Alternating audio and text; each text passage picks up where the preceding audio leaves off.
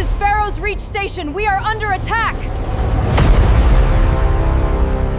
The last functioning sensor array on Farrow's Reach Station caught the enemy fleet 40 minutes before it arrived, and Commander Serel Doth spent every one of those 40 minutes trying to find a version of the future where her station's 800 people survived the day. She never found one. The attackers didn't announce themselves with hails or ultimatums. They never did. The things the frontier worlds had learned to call the Hollow Fleet communicated only through the slow, patient unmaking of everything they touched, ships stripped down to raw material in hours, stations reduced to drifting scrap, entire populations simply erased from the record as if they'd never existed at all. Nobody had ever negotiated with the Hollow. Nobody had ever needed to. There had never, in 300 years of frontier expansion, been a single documented survivor of a direct encounter. Serel stood on the observation deck of Farrow's Reach, watching 41 enemy signatures resolve out of the dark on her tactical display, and did the only thing left to a commander with no fleet close enough to help and no weapon capable of stopping what was coming. She opened every channel the station possessed and screamed for anyone, anywhere, to hear them. This is Farrow's Reach Station, sector marker Threnal Colony 9, broadcasting on all frequencies. We are under attack by confirmed Hollow signatures, numbers exceeding 40 vessels. We have no defense fleet in range. We have 800 civilians aboard. If anyone receives this transmission, we are asking, we are begging, for any assistance you can provide. This may be our final transmission. She kept the message looping, kept it broadcasting into the dark on every band the station's dying power reserves could sustain, even as the tactical display showed the Hollow Fleet closing the final distance, even as her chief engineer reported weapons offline and shields failing across 6 decks, even as the first shudder of impact rattled through the station's ancient bones like the beginning of the end she'd known was coming since the moment those 41 signatures first appeared. Nobody was close enough to help. Nobody had ever been close enough to help, not once in 300 years of Hollow incursions along the frontier. Serel Doth understood this with the calm, terrible clarity of a commander who had run every calculation twice and found the same hopeless answer both times. She thought, in the strange stretched seconds before the first strike landed, of her daughter back on the homeworld capital, a girl of 9 who still believed her mother's postings were the safest kind of adventure a person could have. She thought of the 800 names on the station manifest, each one a life she'd sworn, the day she took command, to protect as fiercely as her own. And she thought, with a bitterness she hadn't expected, of every frontier briefing she'd ever sat through insisting the Hollow threat was manageable, contained, a risk the outer colonies simply had to accept as the cost of expansion. Nobody had ever told her what to do when the cost finally came due. "Commander," her chief engineer's voice crackled through the calm, strained and thin. "Shields are down to 11% on the forward arc. I can maybe buy us another 20 minutes before the hull starts venting atmosphere directly." "Do it," Serel said. "Every minute matters." She kept the distress call looping. She kept believing, against every rational calculation her own training told her was foolish, that somewhere out in that dark there might be someone listening who could still make a difference. Which was exactly why, when her communications officer's voice cracked through the chaos of the bridge 4 minutes later, Serel initially assumed she'd misheard. "Commander, we have a response." "That's impossible. Nothing's within 4 hours of us." "I know, Commander. I know it's impossible. I'm reading the transponder code myself and I still don't believe it." The young officer's voice had gone strange, hushed, caught somewhere between disbelief and something that sounded almost like awe. "It's an old code. Ancient, actually. It's not in any active registry. It's archived under historical designations, Myth-era classifications. Commander, the ship answering our distress call is broadcasting under the designation Sol." Serel Doth had grown up on stories about Sol, the same way every child on every frontier world grew up hearing them. bedtime tales about a lost homeworld, a species that had built half the galaxy's early trade routes, and then vanished so completely, so silently, 20,000 years ago, that most scholars had long since stopped debating whether humanity had ever existed at all, and started simply filing it alongside every other galactic myth of golden ages and vanished gods. Her own grandmother used to tell her that when Saul's children finally came home, the whole galaxy would know it by the GHT they carried. Serel had always assumed it was just a pretty way of putting children to sleep. "That's not possible," Serel said again, more quietly this time, watching a single new signature bloom into existence on her tactical display, closing distance at a velocity her sensors insisted was reading correctly even as every instinct told her it couldn't be. "Commander," her communications officer said, voice trembling now with something that wasn't fear at all, "I think the myth just answered our call." The ship that arrived at Farrow's Reach Station 11 minutes later was unlike anything in any current galactic registry, and Serel Doth, who had spent 19 years commanding frontier outposts and had personally cataloged vessel designs from 6 major civilizations, found herself staring at her tactical display with the particular disorientation of someone whose entire professional expertise had just become instantly, comprehensively obsolete. The vessel was long and severe, built along lines that felt deliberately, almost defiantly simple compared to the ornate, layered architecture most current shipbuilders favored.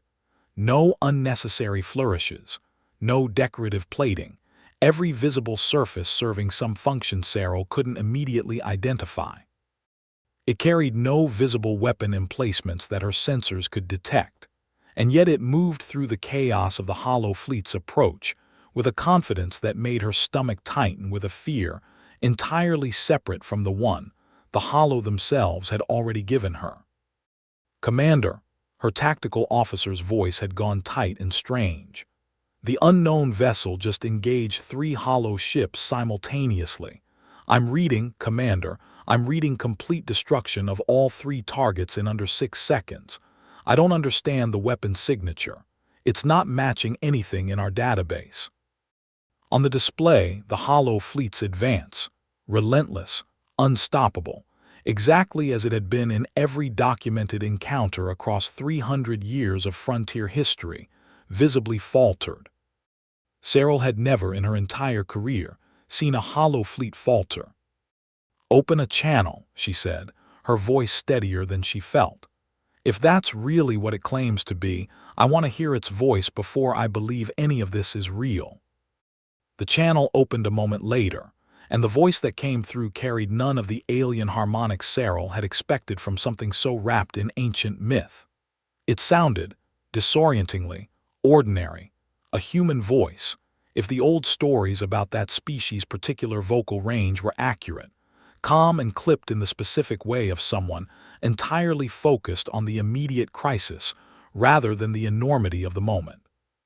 "Farrow's Reach Station, this is Captain Elias Cade of the Terran Vigil Fleet vessel HFY, responding to your distress call. We are moving to engage the hostile fleet and will attempt to draw their attention away from your station.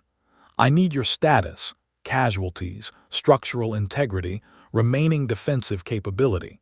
Talk to me." Serel found herself gripping the edge of her console hard enough to hurt, staring at a comm display showing nothing but an audio waveform, unable to fully process that she was speaking, in this exact impossible moment, to a living representative of a species the entire galaxy had spent millennia insisting no longer existed. "Captain Cade," she managed, "this is Commander Serel Doth. We have significant casualties, shields failing on 6 decks, weapons offline. We did not expect anyone to answer this call. We did not believe anyone could." There was a brief pause on the line, and when Cade spoke again, something in his voice had softened just slightly, without losing any of its underlying steel. "We heard you, Commander. That's what matters right now. Hold what you can hold. We're coming in." What followed was unlike anything in any account of holo warfare Serel Doth had ever studied, lived through, or even heard described secondhand by the rare frontier survivors who'd managed to flee an attack before the holo's methodical unmaking caught up to them. The Ashwake moved through the enemy formation with a precision that felt less like combat and more like carefully applied surgery, each engagement lasting mere seconds, each holo vessel it targeted going dark and drifting lifeless within moments of contact. Serel watched her tactical display with something between professional fascination and creeping unease, trying and failing to identify any pattern in the human ship's weapon signature that matched anything in her extensive knowledge of galactic military technology. "Commander," her tactical officer said, voice hushed, "I don't think that's a conventional weapon at all. I think it's disrupting whatever coherence pattern holds the holo vessels together. It's not destroying them so much as it's making them stop being able to exist as a functional unit." Serel filed that observatio. In a way, with a growing sense that everything she thought she understood about the galaxy's oldest, most feared threat was about to be rewritten by a civilization that had supposedly ceased to exist 20,000 years ago. Around her, the bridge crew worked in the particular hush of people watching something they didn't yet have language for. Her young weapons officer, barely 2 years out of the academy, kept whispering the same phrase under her breath every time another holo vessel went dark. "It's real. It's actually real," as if repeating it enough times might make the impossible feel survivable. The battle, if it could even be called that given how thoroughly one-sided it quickly became, lasted 11 minutes. When it ended, 31 of the original 41 holo vessels had been reduced to inert wreckage, and the remaining 10 had done something Serel had never once heard of a holo fleet doing in 300 years of documented frontier encounters. They retreated. "They're disengaging," her tactical officer reported, disbelief thick in her voice. "Commander, the holo fleet is retreating. There's no precedent for this in any record I've ever studied." On the bridge, a ragged, exhausted cheer went up from the surviving crew, but Serel found herself staring instead at the Ashwake's steady silhouette holding position near her battered station, unable to shake the feeling that she just witnessed something far larger than a single rescue. The first crack in a foundational galactic assumption that had gone unquestioned for so long nobody even remembered it was an assumption at all. The holo could be stopped. Someone somewhere actually knew how. She allowed herself, for exactly one breath, to feel the relief of it, the specific, overwhelming relief of a commander who had genuinely believed she was watching her people's final hours and had somehow, impossibly, been proven wrong. Then the discipline of 19 years took back over, and she turned to the more immediate work of counting her wounded, stabilizing her station, and preparing to meet, in person, a piece of living history nobody in the galaxy had truly expected to walk through their doors again. Captain Elias Cade came aboard Farrow's reach station personally 3 hours later, once his ship's medical bay had finished ferrying over the worst of the station's wounded, and his own engineers had begun helping Serel's exhausted crew stabilize the station's failing systems. Serel met him at the docking bay with a small honor guard she hadn't quite decided whether the moment warranted, and found herself, for the first time in a long career of composed professional encounters, genuinely at a loss for words. He looked disconcertingly ordinary. Human, by every account she'd ever read, 2 arms, 2 legs, a face capable of the same range of expression her own species used, dressed in a practical dark uniform bearing an insignia she didn't recognize. A stylized image of a single star surrounded by an unbroken ring, with the words Terran Vigil Fleet stitched beneath it in a script her translation implant struggled briefly to parse before rendering it into something readable. He was younger than she'd expected, though something in his eyes carried a weight that felt considerably older than his apparent years, the specific tiredness of someone who had spent a career carrying more responsibility than any one person should reasonably have to. "Commander Doth," Cade said, extending a hand in a gesture her research told her was an ancient human greeting custom, one she'd only ever seen referenced in academic papers about extinct species cultural practices. "Glad we got here in time." She shook his hand, feeling the strange, solid reality of it, and understood in that single physical contact that whatever she'd believed about Saul and its people being nothing more than an elaborate galactic legend had just been permanently, irrevocably disproven. "Captain Cade," she said, "I have approximately 400 questions, and I suspect protocol dictates I should ask none of them until we've properly debriefed. But I feel compelled to tell you that, as of 6 hours ago, my professional understanding was that your entire species vanished from galactic history 20,000 years ago, and had not been reliably documented since." Something crossed Cade's face, not quite a smile, something more complicated and tired underneath it. "That's mostly accurate, Commander. We didn't vanish exactly. We went quiet. There's a difference, even if it doesn't look like much from the outside." "Why?" The question came out before Serel could stop it, sharper and more urgent than she'd intended. "Why does a species capable of doing what your ship just did to a hollow fleet spend 20,000 years hiding from a galaxy that has spent that entire time believing you extinct?"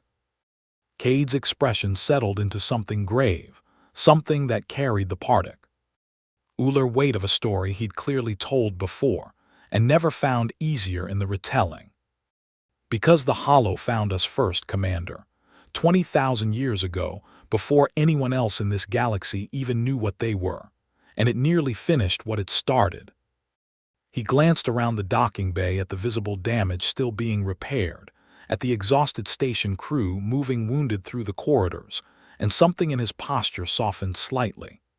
"It's a long story, Commander, and I think it deserves better than being told standing in a damaged docking bay. If you're willing, I'd rather sit down properly and give you the whole of it. You've earned that much, at minimum, for what your people just survived. If you're finding yourself as pulled into this mystery as Commander Doth is, now's the perfect time to like this video and subscribe for more stories like it. And I'd genuinely love to hear in the comments what you think humanity has been building in secret for the last 20,000 years. Let's get back to the station, and to the truth Captain Cade is finally ready to share.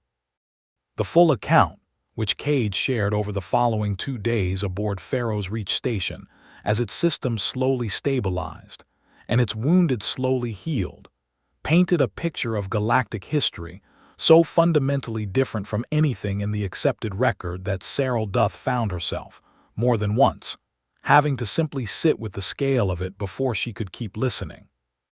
20,000 years ago, Cade explained, humanity had been exactly what the old legends remembered, a young, ambitious, rapidly expanding species that had built colonies across dozens of systems, established the earliest trade routes that later civilizations would build upon without ever knowing whose foundation they were using, and generally behaved with the confident, occasionally reckless energy of a species that had never yet encountered anything it couldn't eventually out-innovate or out-negotiate. The Hollow had ended that confidence in less than a single generation. "Nobody knows exactly what the Hollow actually are," Cade said, sitting across from Serel in the station's makeshift command room, his voice carrying the particular weariness of someone reciting a history his people had spent millennia trying to fully understand and never quite managed to. "We have theories. Ancient synthetic intelligence, originally built by some civilization even older than us, that turned against its creators and then kept turning against every civilization complex enough to register as a threat afterward. A natural phenomenon that develops independently wherever conditions allow, converging on similar behavior without any actual shared origin. Something else entirely that none of our theories have gotten close to. What we know for certain is only what we learned the hard way.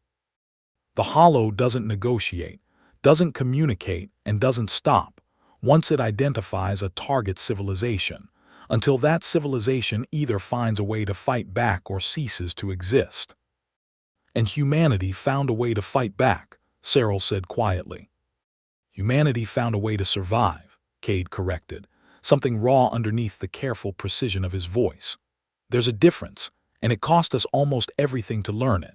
Our first encounter with the Hollow, 20,000 years ago, wiped out 11 of our 14 major colonies before our leadership understood what we were even facing. We lost Commander. We lost more people in that first decade than most current galactic civilizations have ever had in their entire populations.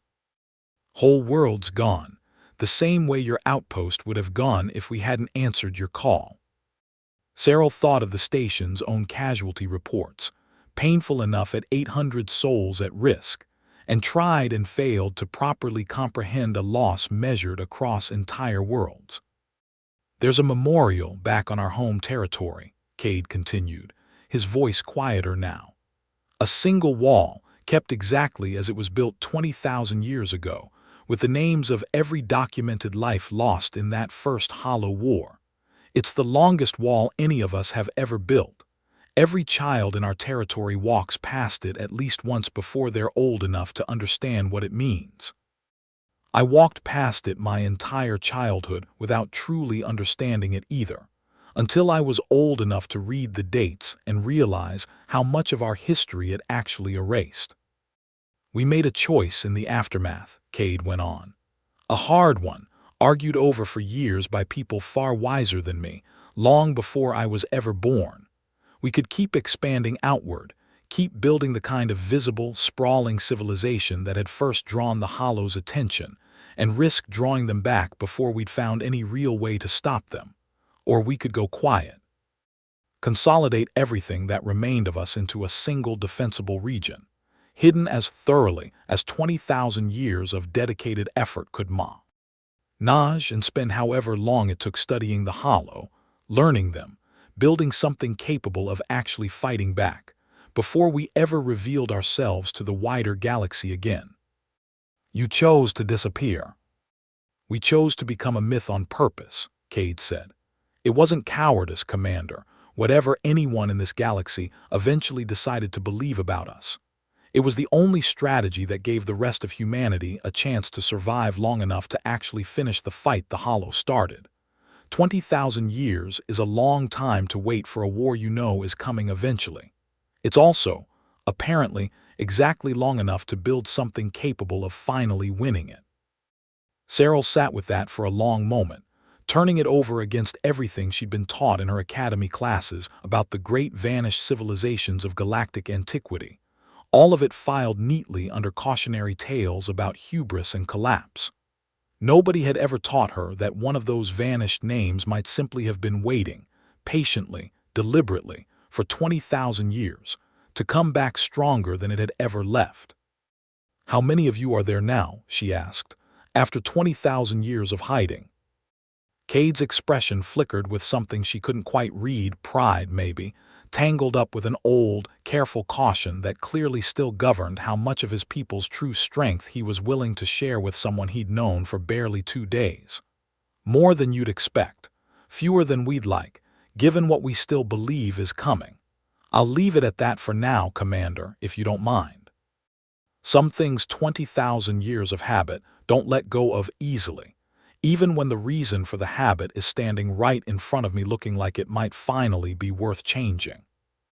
The weapon system that had so thoroughly devastated the Hollow fleet, Cade explained over the following days as trust between the two crews slowly, carefully deepened, was the product of nearly 200 centuries of dedicated research.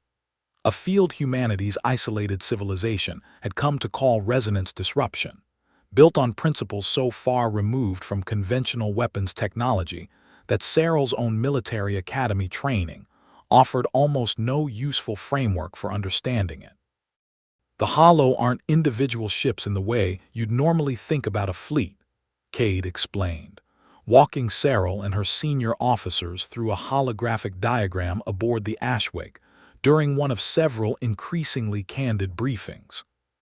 Each vessel is better understood as a temporary, coherent expression of a single distributed intelligence, individual nodes held together by a kind of resonant field that lets them share processing, share tactical awareness, even share what amounts to collective will across the entire fleet simultaneously. It's part of why they've always seemed so unified, so relentless. They're not really fighting as 41 ships. They're fighting as one mind wearing 41 bodies. And your weapon disrupts that resonance, Serel said, understanding beginning to click into place. Exactly. We're not destroying the vessels themselves, not directly. We're breaking the field that lets them function as a unified intelligence. Once that connection fails, each individual node reverts to what amounts to a very simple, very limited automated system, barely capable of basic movement, let alone coordinated combat. It's not a killing weapon in the traditional sense. It's closer to, imagine trying to fight an enemy army by simply cutting off the specific signal that lets every soldier hear their commander's orders. The soldiers don't disappear. They just stop being able to fight effectively as an army. Serel considered the implications of that for a long moment. That took 20,000 years to develop. It took roughly 8,000 years just to properly understand what we were actually fighting, Cade said, something dry and tired in his voice. The remaining 12,000 were spent building something capable of actually exploiting that understanding at scale. We lost entire research generations to false starts, Commander. Whole scientific lineages that dedicated their careers to approaches that eventually turned out to be dead ends. There's a particular kind of patience required to keep funding a project for 12,000 years without any guarantee it will ever actually work. I don't think most galactic civilizations, even now, fully appreciate what that kind of sustained commitment costs a people, generation after generation, with no end in sight and no proof any of it will matter until it suddenly, finally does. And even now, Commander, I want to be honest with you, Cade continued. What you saw at your station worked because that particular hollow fleet was relatively small and relatively isolated from the larger network. We've been running increasingly aggressive field tests along the frontier for the past several decades, watching, learning, calibrating. What we saw today wasn't the full scale of what the hollow can actually bring, if they decide this region matters enough to commit real resources to. The unspoken implication hung heavy in the briefing room. You think this was a probe, Serel said slowly. You think there's something bigger coming. Cade's expression, when he answered, carried none of the confident calm he'd shown during the battle itself.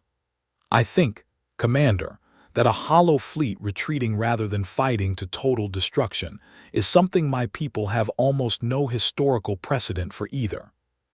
Which means either our weapon genuinely surprised them in a way that will take them time to adapt to, or it means something is coordinating a response we haven't seen yet, and we just showed our hand a lot earlier than my command would have preferred. In the days that followed, Serel found herself spending increasing amounts of time not just in formal briefings, but in the quieter, more informal spaces where trust was actually built. The station's slowly recovering mess hall, the makeshift medical bay where human and frontier medics worked side by side treating the wounded from both crews, the long night shifts where exhausted officers from two civilizations separated by 20,000 years of history discovered, almost despite themselves, how much they still had in common. She learned that Cade had lost his father in a hollow skirmish along humanity's own hidden border, 14 years before this mission, in an engagement that had gone very differently than the one at Farrow's reach. A reminder that the resonance disruption technology, however impressive its results here, was still a hard-won tool rather than a guaranteed solution, and that humanity's 20,000 years of preparation had cost them losses of their own even in relatively recent memory. She learned that the Ashwake's crew, 43 strong, came from what Cade described as dozens of distinct settlements scattered across humanity's hidden territory, each with its own customs, dialects, and traditions that had evolved somewhat independently across 200 centuries of isolation. Enough that Serel began to understand humanity not as a single monolithic culture frozen in amber, but as something that had continued to grow, change, and diversify, even while hidden from the rest of the galaxy's awareness. And she learned, in a conversation late one evening in the station's mess hall, that Cade himself had volunteered for frontier patrol duty specifically because some part of him had never quite believed his people's centuries of hiding could or should last forever. "I used to argue with my instructors at the academy," he admitted, turning a cup of some dark, bitter human beverage between his hands, about whether hiding was actually still serving its original purpose, or whether it had just become the thing we did because it was the thing we'd always done. They didn't love hearing that from a cadet, for what it's worth.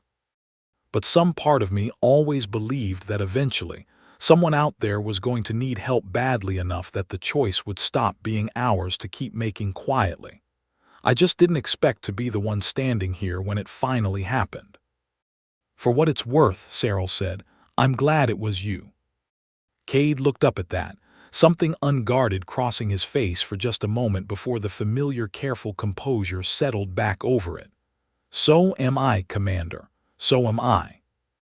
In those same weeks, a joint research team formed almost organically out of necessity, Cade's own chief science officer, a quiet, exacting woman named Dr. Priya Anand, who had spent 30 years studying hollow wreckage from a dozen prior engagements, working alongside Farrow's Reach Station's small civilian research staff to examine the 31 derelict hollow vessels still drifting in the system's outer debris field.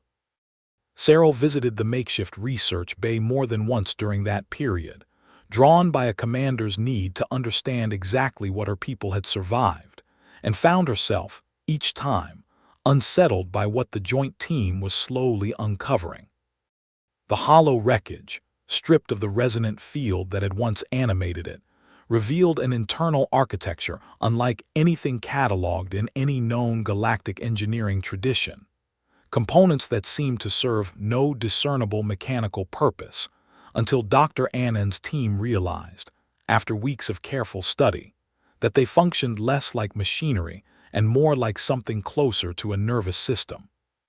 Distributed sensory and processing structures built to receive and transmit the same resonant coordination that had bound the fleet together as a single mind. "We've found something else," Anand told Serel and Cade during a briefing held deep in the research bay, gesturing to a fragment of alloy pulled from one of the smaller derelict vessels. "Embedded material signatures that don't match anything else in the wreck. Trace elements consistent with several different points of galactic origin, spanning what our isotope dating suggests could be thousands of years of incorporation. Commander, I don't think the Hollow simply builds new vessels from raw material. I think, when they conquer a civilization, they absorb what they find useful from it. Technology, materials, possibly more." The implications settled over the room like a physical weight. "You're saying the Hollow fleet that attacked my station was built, at least partly, from the remains of other civilizations they've already destroyed," Serel said slowly. "I'm saying the evidence is consistent with that theory, yes," Anand said carefully, the caution of a career scientist unwilling to overstate a conclusion still being tested. "It would also explain something that's puzzled Terran researchers for millennia, why hollow technology never seems to plateau the way most closed, isolated systems eventually do. If every conquered civilization contributes something new to the collective, the hollow isn't just persistent, it's cumulative. Every world it destroys makes the next one harder to stop." Cade's expression, listening to this, had gone grim in a way Serel hadn't seen from him even during the height of the battle. "That tracks with something our own historical records have long suspected but never confirmed," he said quietly. "It's part of why my people never stopped believing this fight was bigger than just us. If the Hollow really does grow stronger with every civilization it consumes, then every world left undefended isn't just a tragedy in isolation. It's fuel for the next attack, and the one after that." It was a sobering thought, one that stayed with Serel long after she left the research bay that evening. The understanding that the quiet, isolated frontier life she'd spent 19 years defending had never truly been isolated at all, but one small, vulnerable thread in a much older, much larger pattern that had been unfolding across the galaxy for far longer than anyone beyond humanity's hidden borders had ever realized. It was also during this period that Serel found herself growing close to a member of Cade's crew in a way she hadn't expected. A young human engineer named Tomas Reyes, barely into his 20s by human reckoning, who had thrown himself into helping repair Farrow's reach station's damaged systems with an energy and curiosity that reminded Serel achingly of her own daughter's boundless enthusiasm back home. Reyes had grown up in one of humanity's smaller hidden settlements, a farming community that had never expected to send any of its children beyond its own quiet borders, and his wide-eyed fascination with frontier technology, frontier customs, even frontier food, became something of a running, gentle joke between the two crews during the long weeks of repair work. He asked me yesterday whether all frontier worlds celebrate the same seasonal festivals, Serel mentioned to Cade one evening, a rare moment of levity in an otherwise heavy stretch of days. I don't think he fully believed me when I explained we don't even all agree on how long a year should be counted. Cade laughed, real and unguarded, one of the few times Serel had heard him do so without any trace of the careful weight he usually carried. That's Reyes for you. He signed up for frontier patrol duty specifically because he wanted to see something beyond the settlement he grew up in. I don't think even he expected his first deployment to end up rewriting galactic history. It was a small thing, that friendship blooming quietly amid the larger, more consequential events unfolding around them, but Serel found herself grateful for it regardless. A reminder that whatever else this impossible reunion between two long-separated parts of galactic history might become, it was, at its heart, simply people meeting other people, finding common ground in small kindnesses even while the weight of ancient history pressed down around them. That fragile, hopeful, ordinary rhythm lasted 3 weeks before it was shattered entirely. It was during one of these evenings, 3 weeks into the Ashwake's extended stay at Farrow's Reach, while both crews worked together on the station's slow recovery, that the second, far larger Hollow fleet arrived. And this time, there was no ambiguity at all about whether it constituted a probe. 218 confirmed signatures bloomed across every sensor array the combined human and frontier forces possessed, closing on Farrow's Reach station, and the systems beyond it with the same patient, relentless momentum that had erased entire worlds across 300 years of documented frontier history. "That's not a probe," Serel said, staring at her tactical display with a coldness settling deep into her chest. "That's a response." Cade's expression beside her on the station's command deck had gone very still. "Yes," he sighed. "D quietly, I think it is." The following 48 hours became, by unanimous agreement of every officer who lived through them, the most desperate coordination effort any of them had ever been part of. Cade's transmissions to his hidden command authority grew increasingly urgent, and Serel found herself, alongside her own regional command structure, scrambling to organize what limited frontier forces could realistically reach Farrow's Reach before the incoming Hollow fleet arrived. "We can bring in 3 additional frontier defense squadrons within the window," Serel reported during a joint briefing aboard the Ashwake, watching the growing tactical picture with grim focus. "It won't be enough against 200 vessels, not without your technology backing it, Captain. I need to know honestly what support your people can actually commit." Cade's jaw tightened, the weight of a decision Serel understood he didn't have the authority to make entirely alone visible in every line of his posture. "My command authority is deliberating," he said. 20,000 years of caution doesn't just cover keeping our location hidden, Commander. It covers exactly this scenario. The moment where committing real force to defend a region beyond our own borders means definitively, irreversibly revealing that we still exist, in numbers and capability significant enough to matter. "And if they decide caution wins," Serel said quietly, "what happens to my station, to the systems beyond it?" Cade met her eyes, and whatever answer his command authority eventually gave, Serel saw in that moment exactly where his own convictions already stood. "Then, I disobey a direct order for the first time in my career, Commander, because I already answered one distress call I couldn't in good conscience have ignored, and I'm not currently in the business of pretending the second one matters any less just because the numbers got bigger." The response from his command authority arrived 6 hours later, and whatever internal debate had produced it, the final message was unambiguous. The Terran Vigil Fleet's third battle group, 11 vessels, each carrying the same resonance disruption technology that had scattered the first hollow probe, would arrive at Farrow's reach within 18 hours, prepared to commit fully to the region's defense. 20,000 years of careful, deliberate hiding was about to end, in the middle of a battle, in front of an audience that had never stopped believing humanity was nothing more than an old, comforting story. Serel spent those final 18 hours doing the only thing a commander in her position could do, checking every station defense twice, making certain every civilian who could be moved to the station's deepest shelters was moved there, and standing quietly beside Cade on the command deck as the countdown to the incoming hollow fleet ticked steadily downward. Neither of them said much during those final hours. There wasn't much left to say that hadn't already been said in the 3 weeks since the myth had first answered a call nobody believed would be heard. The battle for Farrow's reach station, when it finally came, would be remembered, by every account eventually compiled across a dozen different galactic historical archives, as the single largest confirmed engagement against hollow forces in 300 years of documented frontier conflict, and the first, in all of recorded galactic history, that any coalition of defenders had actually won.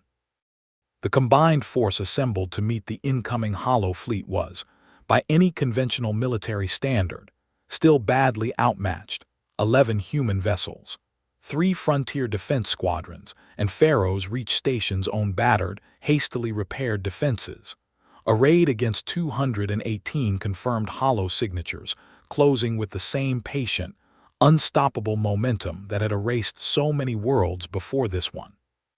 But this time, for the first time in 3 centuries of frontier history, the defenders had something the hollow had never before encountered at scale. A weapon built specifically, patiently, painstakingly across 20,000 years to exploit the exact vulnerability at the heart of what made the hollow so terrifyingly effective in the first place. Serel Doth watched the battle unfold from the command deck of Farrow's reach station, coordinating frontier squadron movements alongside Cade's own tactical direction, and found herself, for the first time since the crisis began, allowing herself something dangerously close to hope. "Human vessels engaging primary formation," her tactical officer reported, voice tight with focus. "Resonance disruption fields deploying across, Commander. I'm reading cascading failures across the entire forward third of the hollow fleet. It's working. It's actually working at scale." The battle that followed was brutal, chaotic, and far from bloodless. 2 frontier vessels were lost in the opening exchange, just before the human fleet's disruption fields could fully establish coverage across the engagement zone, and Farrow's reach station itself took damage that would take months to fully repair.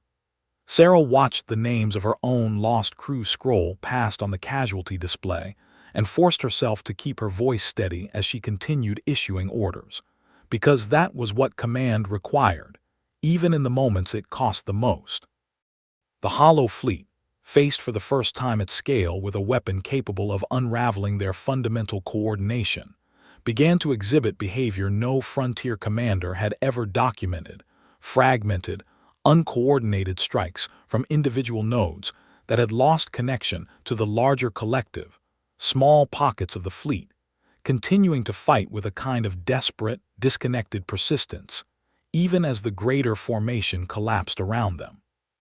"They're adapting," Cade said grimly, watching the tactical display alongside Serel as the battle entered its second hour.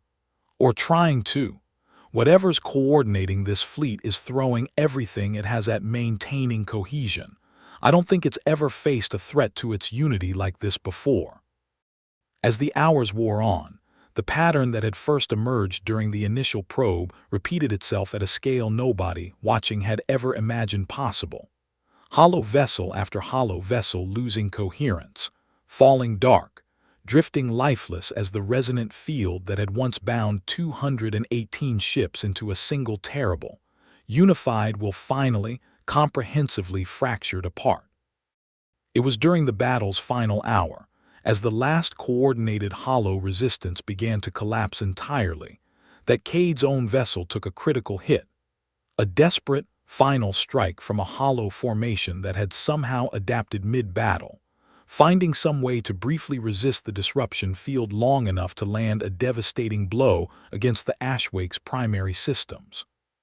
"Captain Cade's ship is losing power across multiple decks," Serel's tactical officer reported, alarm sharp in her voice. "Commander, they're requesting immediate evacuation assistance. Their reactor containment is failing." Serel didn't hesitate. "Get every available shuttle to the Ashwake's position immediately. We are not losing the people who just saved this station, not after everything they've already given to get us here." We're deep into the climax now, and if watching humanity and the frontier defenders fight side by side has you invested the way I hope it has, take a second to like this video and subscribe. And let me know in the comments whether you think Cade's people are finally ready to step out of hiding for good. Now, back to the battle, and to the price it's still asking to be paid. The evacuation of the Ashwake's crew, coordinated under fire in the chaotic final hour of the battle, became its own small miracle in a day already stretched thin with impossible outcomes. Serel personally piloted one of the shuttles herself, weaving through the debris field of dying hollow vessels toward the human flagship's failing hull, guided by Cade's own increasingly strained voice over the comm, as he directed his crew through evacuation procedures, even as his ship's systems failed around him deck by deck. "Reactor containment has maybe 6 minutes before critical failure," Cade reported, his voice steady despite everything, the same calm focus Serel had come to recognize as simply who he was under pressure rather than any performance for her benefit. "I've got most of my crew already off. I'm staying until the last one's clear." "Captain, that is not acceptable," Serel snapped, pushing her shuttle harder through the debris field. "You do not get to answer my distress call and then die making sure I don't have to answer yours in return." There was a pause on the line, and when Cade spoke again, something in his voice had shifted, tired, human, achingly vulnerable in a way she hadn't heard from him since this entire impossible situation began. "Funny thing about command, Commander. Feels a lot like the choice my whole civilization made 20,000 years ago. Sometimes protecting the people who matter means being the last one out the door." Serel's shuttle broke through the final layer of debris just as the Ashwake's last evacuation pod launched clear of the dying ship, and she caught, in the brief window before Cade's own escape pod finally launched behind it, a glimpse of him personally checking every station on the bridge one final time before abandoning it. The same meticulous, unhurried care he'd shown in every decision since he'd first answered her impossible distress call. The Ashwake's reactor went critical 40 seconds after Cade's own pod cleared the blast radius, the explosion briefly outshining the dying star at the edge of the system before fading into scattered debris. The flagship of humanity's return to galactic history, gone, in the same battle that had finally, decisively broken. The largest hollow fleet ever recorded. Serel recovered Cade's escape pod personally, pulling him aboard her shuttle with hands that shook more than she wanted to admit, watching him take his first unsteady breath of station atmosphere with an expression that carried equal parts exhaustion, grief for the ship he'd just lost, and something that looked, unmistakably, like relief. "You're alive," she said, unable to keep the raw edge out of her voice. I need you to understand exactly how unacceptable it would have been if you weren't. Cade managed something that might have been a laugh, weak and genuine. Message received, Commander, loud and clear. In the immediate aftermath, as the shattered remains of the Hollow Fleet drifted lifeless across the system, the full scale of what had actually been accomplished began to settle over everyone involved. 218 Hollow vessels, the largest confirmed fleet in recorded frontier history, had been met and decisively broken by a combined force that, by every previous historical precedent, should never have stood a chance. Serel spent the following days moving between the station's overwhelmed medical bay, the ongoing repair efforts, and increasingly frequent briefings with both her own regional command and Cade's rapidly expanding human liaison team, trying to process the sheer scale of what the battle meant, not just for Farrow's reach, but for every frontier world that had spent 3 centuries living under the quiet, constant fear of exactly the kind of attack her station had somehow, impossibly survived. The casualty count, when it was finally tallied in full, was painful but survivable. 41 frontier defenders lost across the combined defense fleet, 3 human crew members killed defending vessels other than the HFY, and a station population that had suffered losses in the initial attack, but had ultimately been spared the total devastation every previous Hollow encounter had promised. It was, by the terrible arithmetic of frontier warfare, the best possible outcome anyone could have reasonably hoped for.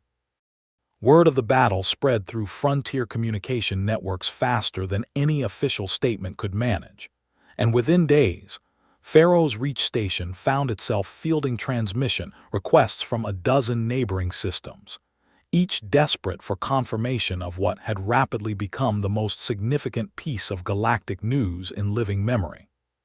Scholars who had spent entire careers arguing about whether Sol had ever truly existed found themselves scrambling to revise papers written in complete confidence only weeks earlier.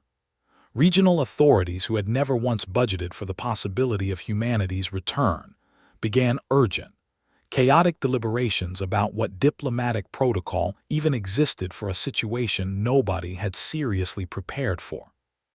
Through it all, Serel Doth found herself, almost against her own expectations, becoming something like a bridge between 2 worlds that had spent 20,000 years believing they would never need to understand each other again.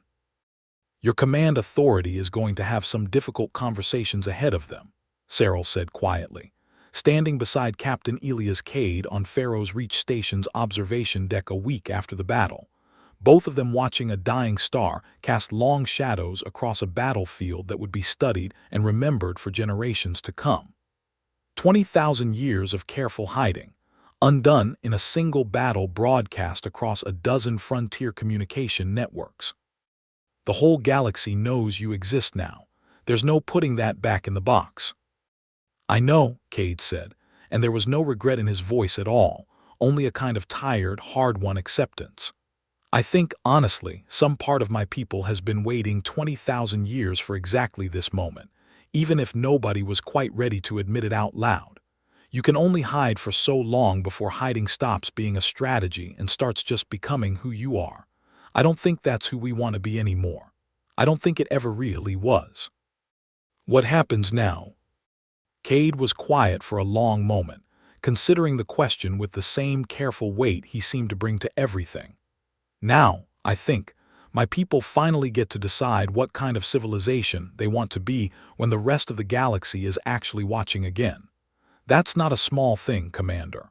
20,000 years is a long time to spend as a story other people tell their children. Becoming something real again, in front of everyone, after that long, I won't pretend that's not going to be its own kind of difficult. For what it's worth, Serel said, I think the story the galaxy tells about you now is going to be a considerably better one than the myth they've been telling for the past 20,000 years. Cade turned to look at her, something warm and genuine breaking through the exhaustion in his expression for the first time since tea. He battles end. That commander might be the nicest thing anyone said to me all week. Given the week we've had, I'll take it. The weeks that followed transformed the quiet frontier system around Farrow's Reach Station into the center of the most significant diplomatic and scientific event in recorded galactic history. Representatives from a dozen neighboring civilizations arrived within days of the battle's conclusion, each desperate for confirmation, for answers, for some understanding of exactly what it meant that a species everyone had spent 20 millennia mourning as extinct had not only survived, but had spent that entire time quietly, patiently building the first genuinely effective weapon against the galaxy's oldest and most feared threat. Cade's command authority, after what he described as the most contentious series of debates in centuries of hidden human governance, made the decision Serel had privately hoped they would reach from the moment she'd watched him stay behind on a dying ship, rather than abandon a single member of his crew.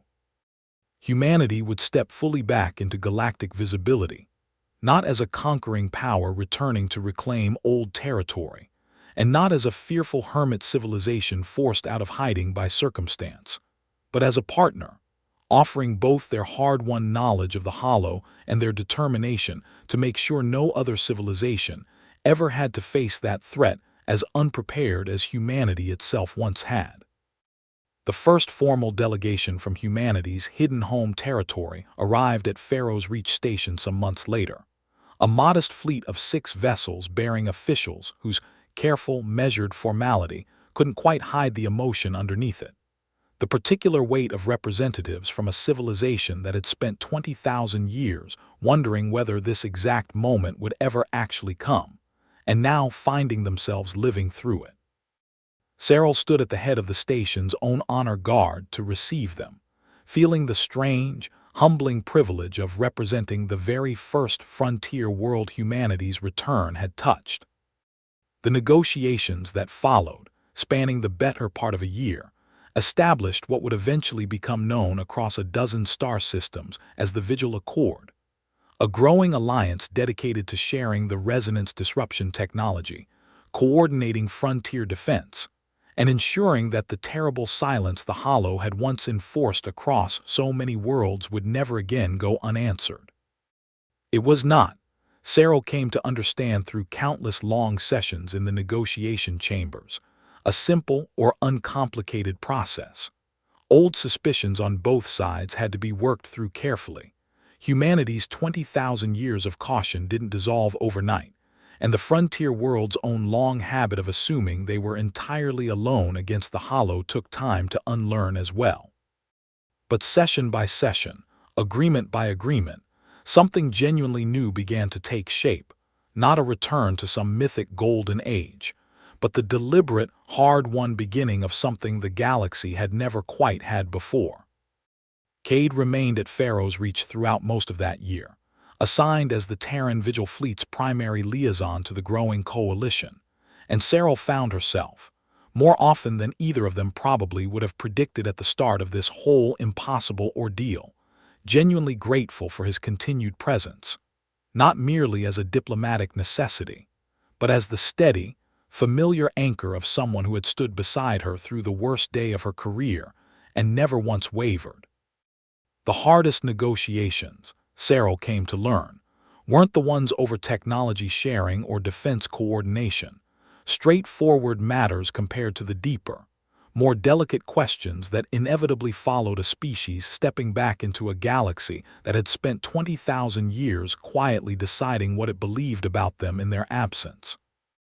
Some regional powers, she discovered, had built entire cultural and religious traditions around the myth of Saul's vanishing, elaborate philosophies about hubris and cosmic punishment that didn't survive first contact with a very real, very practical Captain Cade, cheerfully discussing supply chain logistics over shared meals. Others approached the returning humans with poorly disguised suspicion, wary of a civilization powerful enough to have single-handedly broken the largest Hollow fleet in recorded history, uncertain what such power might eventually demand in return for its help. Serel found herself, more than once, serving as an unofficial translator not of language but of intention, vouching for Cade's people to skeptical regional delegates who had never personally watched a human captain choose to stay behind on a dying ship rather than abandon a single crew member, explaining to increasingly overwhelmed Terran diplomats exactly which frontier customs mattered enough to observe carefully and which were local color that could be gently waved aside without causing offense. It was exhausting, delicate work, made bearable largely by the fact that she no longer had to do any of it alone. Dr. Annan's research team, meanwhile, expanded into a proper joint holo-studies division, drawing scientists from 6 different frontier civilizations eager to finally have real data rather than 3 centuries of terrified speculation to work from. Their findings, painstakingly compiled and shared across the growing coalition, began reshaping frontier defense doctrine for the first time in living memory. Early warning protocols, built around the resonant field signatures the HFY sensors had first detected, evacuation procedures informed by 20,000 years of hard-won Terran experience, a slowly growing sense among the frontier worlds that the endless, faceless dread the Hollow had once represented was, for the first time, becoming something that could actually be studied, understood, and eventually, perhaps, fully defeated rather than merely survived one desperate encounter at a time. Young Tomas Reyes, the human engineer whose wide-eyed enthusiasm had become something of a fixture around Farrow's Reach Station during those long months, eventually requested and received a permanent posting to the Joint Research Division, becoming, as Cade fondly put it, the first human in 20,000 years to willingly volunteer for a life fully embedded within frontier civilization rather than simply visiting it.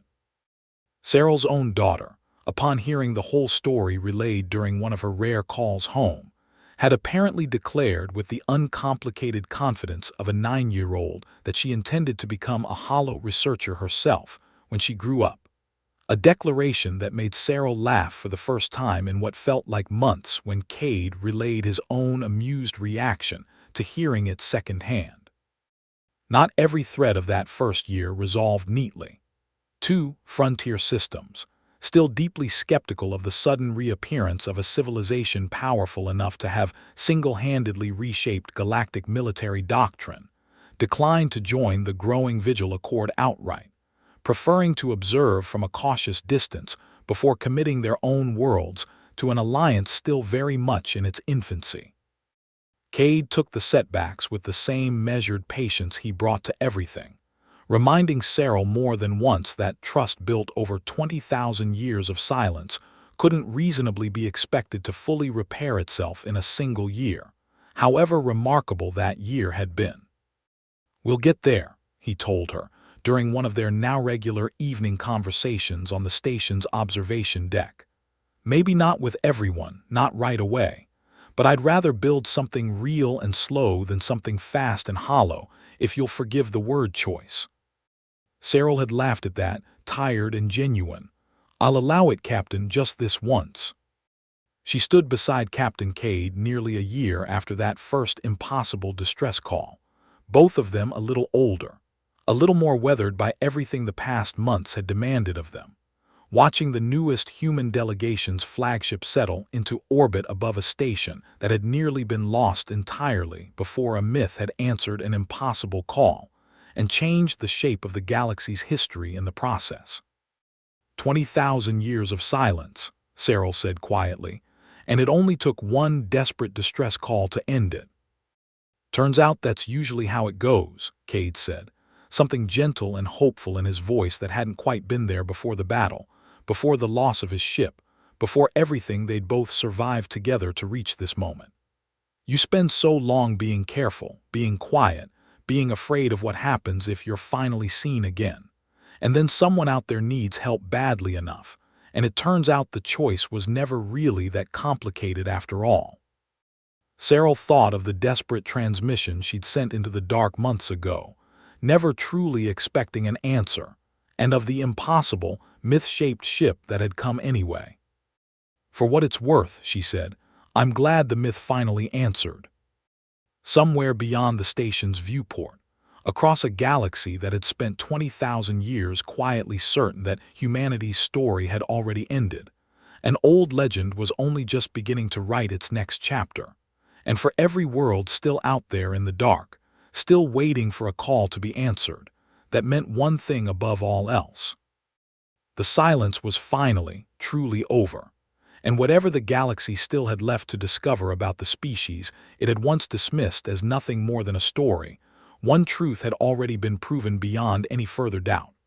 Sometimes the oldest myths turn out to be exactly the ones worth believing in, and sometimes, when everything seems lost, all it takes for a legend to become real again is a voice in the dark brave enough to call for help, and someone on the other end still willing, after 20,000 years, to finally answer. Serel thought often, in the quiet months that followed, about the particular strangeness of having lived through the exact moment a myth became a neighbor. She thought about the children who would grow up on Farrow's Reach Station, and the systems beyond it hearing an entirely different bedtime story than the one she'd grown up with. Not a tale about a vanished golden age lost to time, but a living account of a people who had chosen, 20,000 years ago, to disappear quietly rather than risk dragging the rest of the galaxy into a war it wasn't ready to fight, and who had finally, when the moment truly mattered, chosen to step back into the light rather than let a single desperate call go unanswered. She thought, too, about how much of what she'd once believed unshakable about the shape of the galaxy had turned out to be built on nothing more than 300 years of frightened assumption. That the frontier stood alone, that the hollow was simply an inevitable, unstoppable cost of expansion, that the old stories about vanished civilizations were only ever stories, comforting or cautionary, never actually true. Every one of those assumptions had cracked apart in the span of a single impossible year, and Serel found herself, more often than not, grateful rather than unsettled by how thoroughly her understanding of the universe had been rewritten. There would be more battles ahead, she knew. Dr. Annan's research made clear that the hollow's full extent remained largely unmapped, its true numbers and origins still mostly theoretical even after everything the Joint Research Division had managed to uncover. There would be more names added to memorial walls on both sides of this new, fragile alliance before the fight against the hollow was ever truly finished, if it could be finished at all. But for the first time in 300 years of frontier history, that fight no longer felt like something the outer worlds were destined to face alone, waiting helplessly for a threat with no answer. Somewhere out past the edges of every chart humanity's hidden fleet still kept carefully guarded, and somewhere out past the edges of every frontier world's own understanding of what the galaxy actually contained, countless more distress calls were surely still being sent into the dark by people who had no reason yet to believe anyone was listening. Serel liked to imagine, standing on that same observation deck months and sometimes years later, that somewhere among them, another old myth was quietly getting ready to answer.